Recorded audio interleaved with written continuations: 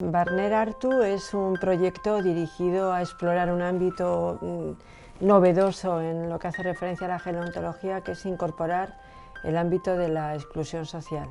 Se trata de conocer, de hacer una radiografía de la situación de la exclusión social en el ámbito guipuzcoano, dirigido a dos poblaciones distintas: personas mayores que están envejeciendo, y otro grupo de población es el relativo a personas que están excluidas, personas que han vivido parte de su trayectoria vital. ¿Cómo están envejeciendo estas personas? Por lo que nosotros sabemos, es el primer estudio que se hace en el Estado en relación con este tema.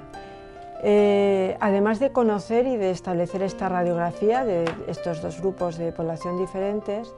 lo que queremos es identificar medidas que, por un lado, ayuden a promocionar un envejecimiento con éxito, un envejecimiento saludable, un envejecimiento, diría, inclusivo, que ayuden a prevenir esta situación de exclusión social. También queremos indagar qué procedimientos, qué estrategias podemos identificar y poner en práctica para minimizar los efectos que pueda tener en estas personas su vejez, ¿no? Nuestro objetivo, por tanto, es tanto de generar conocimiento sobre un tema que nos parece bien interesante, como también identificar propuestas de acción que contribuyan a una mejor calidad de vida de los colectivos que estamos estudiando. Este proyecto lo vamos a hacer con la compañía de Urkoa y también con profesionales de la Diputación Foral de Guipúzcoa, con el fin de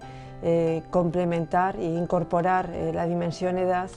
a las estrategias que se están desarrollando en el ámbito de Guipúzcoa en relación con la inclusión social.